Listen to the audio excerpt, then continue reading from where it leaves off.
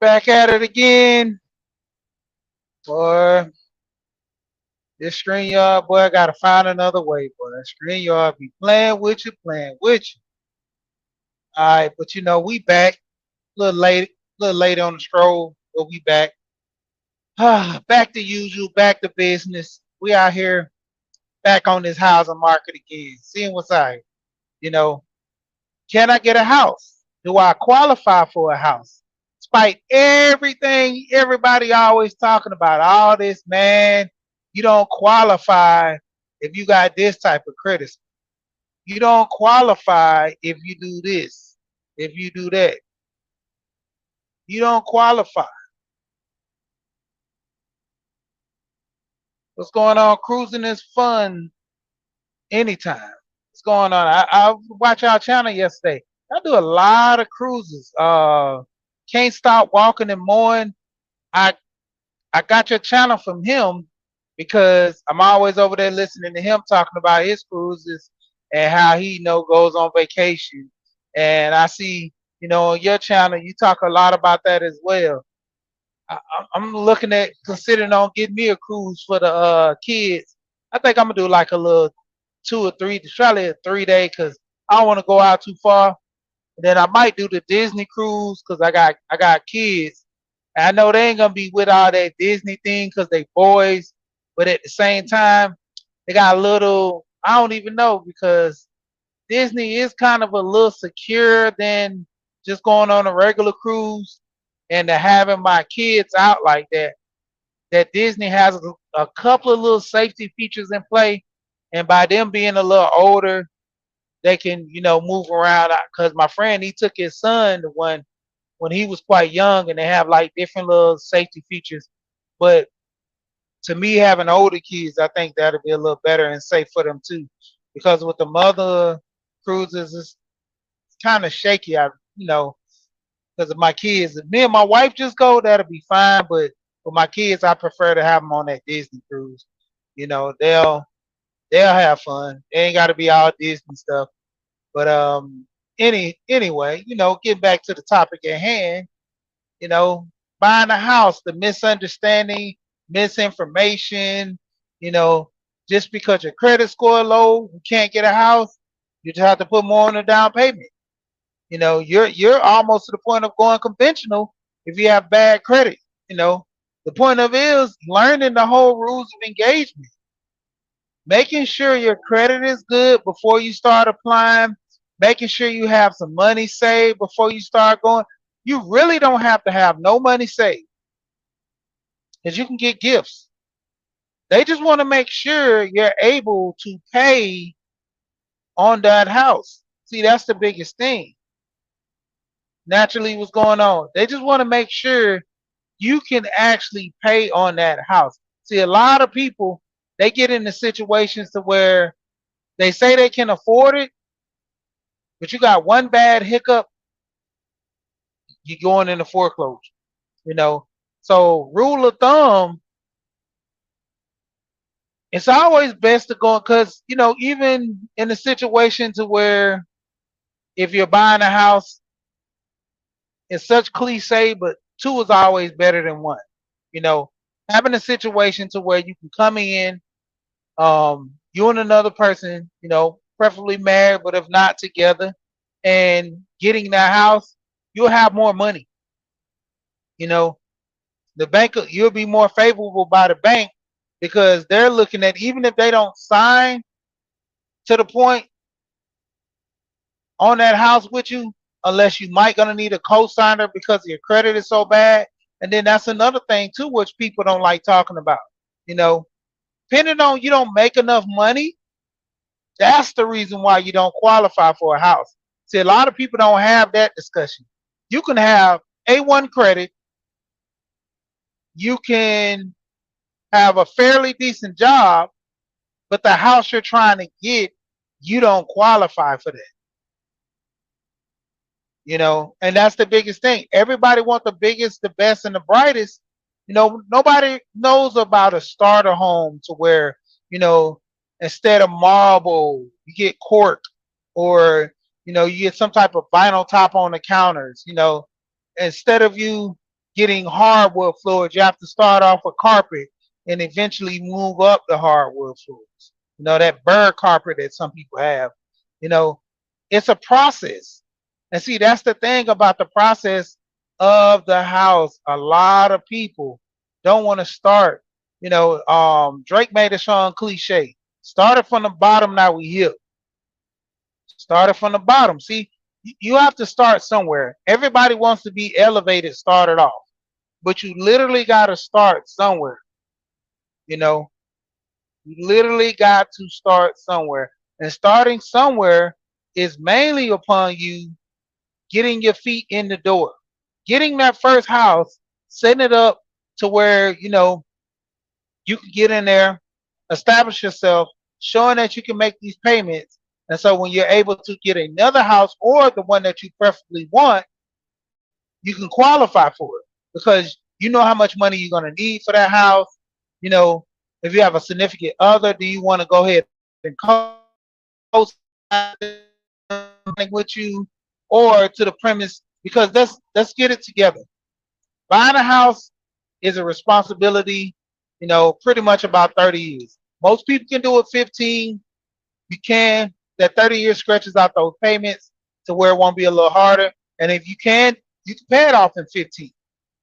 You can actually pay it off in 15. You know, a lot of people don't know how to put in the work of, putting on the principal. Let's say I have a $1,200 house note, and with me and my wife get together, let's say we make about 10,000 together each month. Let's say 5 and 5, equally shared out, and all this 50-50 crap. I mean, I hear people say that. I'm not even gonna go down that path. But let's say the least we both make 5,000 apiece, and we're able to put 1,200 each month on the home. But let's say we want to pay the house off faster. Put down on the principal. I can make a $500 payment on the principal with the mortgage each month. We make the money. We can double the payment. We can put 1,200 on principal and interest, and we take another 1,200 and put it directly on the principal. You know that lowers your payments on your interest if you're paying it bi-week. You won't get hit so hard on that interest payments. And then also with that too, it lowers down the principal for you to pay the house off faster.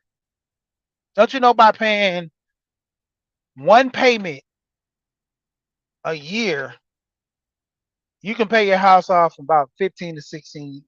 I'm sorry, that's another scale. 27 to 28 years versus a 30 year. It's not a big difference, but you'll be saving anywhere from 3 to 5 years by just making one extra payment a year. Like I said, breaking it down, you do it monthly. Breaking it down, paying you doing 1,200 within that year, doing $200. Easy, $200 a month. You can make that schedule down even. You can break that schedule down even better if you do other payments to where you can pay quarterly. Then that's when you start getting into the lower 20 years of paying it off, almost into the teens of 18 and 17. And then let alone, like I said, the method of you paying it off, making a full payment every month, you damn near can pay that house off within less than 10 years. So just learning the tricks, and they have all this information online. We neglect because we don't learn it. It's like the knowledge is there. We just don't seek it. So therefore we can't learn it. We don't know it. I put a link in the description as well for anybody watching the video. Go back and show there's 14 different first-time home buyer, things that you can use. I did not know this, but looking at that video, they actually have something for first-time home buyers that are doctors that they give you a percentage off of buying your home. I'm like, that's pretty good because let's say the least if you're a doctor, you're going to be spending so much money on your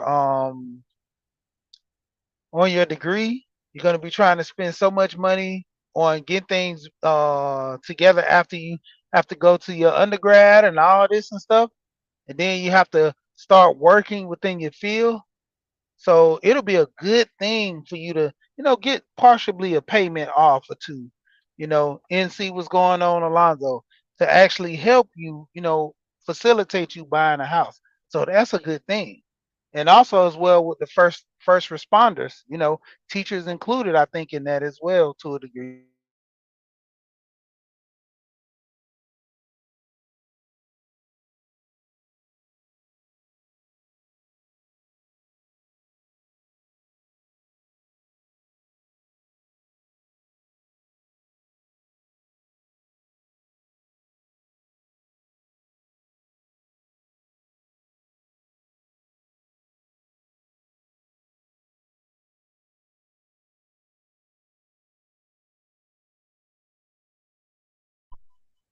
Sorry about that. I had a little pause in between there. But yeah, and then I was looking into it as well. Like there is a lot of forgiveness programs that are out here, but we can't take advantage of it because we generally don't know. Nobody's doing the research. We're only going off, you know, our cousin who giving us this info on how to do this stuff, and he doesn't know anything. And for the cousins that do know a little bit, what are we doing with them? We're not, making them a reliable source.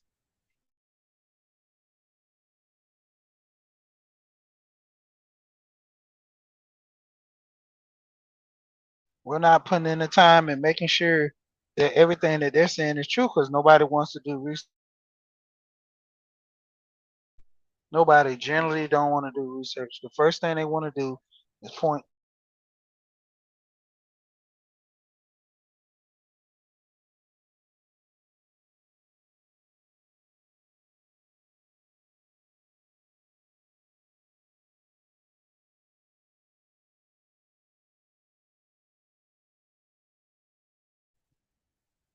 Yeah, because when it comes down to it, it's pretty funny how I can sit up here and talk to people and tell them about buying a house, but then nobody goes in behind me and say, "Well, let me see is he telling the truth about it. Let me go look up this program. Let me make sure these programs are what they're talking about." And then I'm just gonna, pick on Alonzo real quick, use him for an example. So Alonzo talks on his channel about life insurance, about, to a degree being financially stable, you know, through life insurance and, and other programs, other ways of funding to, sustain life. And nobody's doing the research to say, yeah, Alonzo's telling the truth, man. I might need to talk to Alonzo about this, or I might need to look into that. You know, it's kind of funny how you have people that have the information. Nobody wants to obtain the information to go and deal with the knowledge until it's too late. Prime example, I said something about my family that way, to where with the life insurance, now a lot of them are taking life insurance more serious because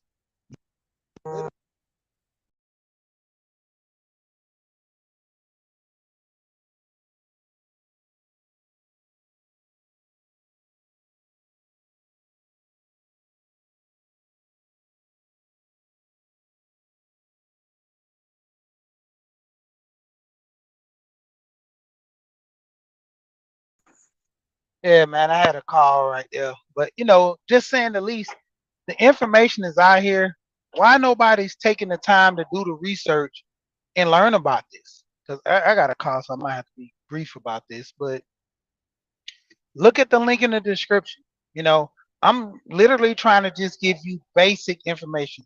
I had a conversation with a guy the other day, and we was talking about this, and I told him, I said, I'm giving surface level information.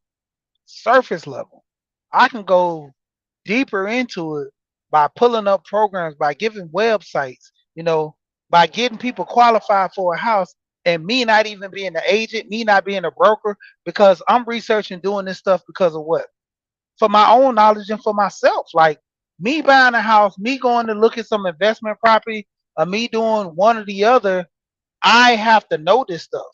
Like I was literally telling one of my agents how I can qualify for a house, and they didn't even know. I was literally telling the guy um, dealing with a broker that I can qualify for a house this way, and he didn't even know. He's been in the business a couple years. I haven't been in the business a couple years. I've been researching on this stuff a couple years. So I don't deem myself being a qualified, um I can say not novice to this thing or advanced in it. But the thing of it is, when you research, you put in the time, your facts got to be right. you know. And with me researching this, because I deem this to be a responsible thing for me to do, because I don't want to be taken advantage of. So when it comes down to it, I'm looking for the information that can suit me and benefit me. So why not go and do the research? Four Corners, what's going on? Why not go and do the research? See, that's like one of the biggest things. People perish from a lack of knowledge. Like I said, link is in the description for people that just want to look at different programs, first time home buyers. Getting the information is crucial, and that's one of my biggest things is to provide the information. Like I said, I was on a panel with a guy, and I explained that to him. I said, throughout all these men channels and stuff like that, we have the conversation, but the biggest conversation is giving the knowledge and let people go for themselves. You know, everybody's not going to have this knowledge where they can use it. Everybody's not going to have it to where they can be successful with it. But understanding that the knowledge is there and they're able to, tend to the knowledge that best suits them. You know, that's always my biggest thing. I don't want to be that person that says, I'm smarter than dude, because I don't think I am. I'm just giving you the information. Like I always say, this is basic surface level information. Whoever wants to obtain this knowledge and best suits them, then be it. You know, I'm not coming off as like I'm smarter than everybody. I know everything. But the biggest thing is trying to push the information out, and hopefully somebody can obtain this knowledge and it can help them down the line. Because that's one of the greatest things that, you know, we as people possess is the knowledge, and learning things and suiting it to making it be better for us. That's another way and another form of us getting, to the greater things in our life.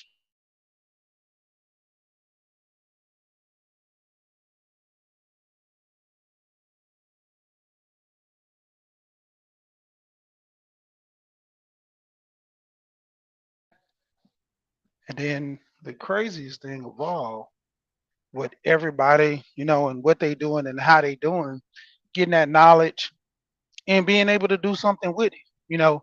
It's one thing to possess knowledge. It's like having a superpower and you're, not able to use it. I have all this source of information and I can't share it with anyone. You know, I got the ability to do things, but I can't I can't use it. So why not give it to someone else and let them have this superpower as well? So, that's my thing, to try to get this information and try to give it to those who want to listen and, want to better their lives. Because the biggest thing is, like I keep pushing, to create some type of wealth for yourself, first you have to get the knowledge. And not only are you getting the knowledge, you have to sit here and take that knowledge and apply it. You know, that's the biggest thing. What's the use of actually knowing how to tie your shoes and never tie your shoes and always trip? Basic, basic, basic. The knowledge of tying your shoes and always tripping because you don't tie your shoes. Once you tie your shoes, you prevent yourself from tripping over your shoestrings. There's other obstacles at bay, but the point of it is that's one obstacle you don't have to worry about. So with that being said, a lot of situations, you're gonna come a time to where there's things that you're gonna have to work through, you're gonna have to get around. But the focus on you, basically trying to get yourself together is you obtaining that knowledge, you know. And with that being said, the key to life, we got to get out here and learn. We got to get out here, put things in perspective.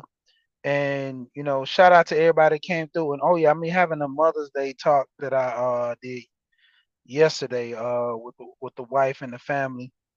So, be looking forward to that because, truly I say that the ladies, and I go by ladies because there are some ladies that then become mothers that are great with kids, that are, could have been excellent mothers, probably just didn't find that one guy that they want to deal with or something, or just, have that, long and existing relationship with to raise kids. But, good women.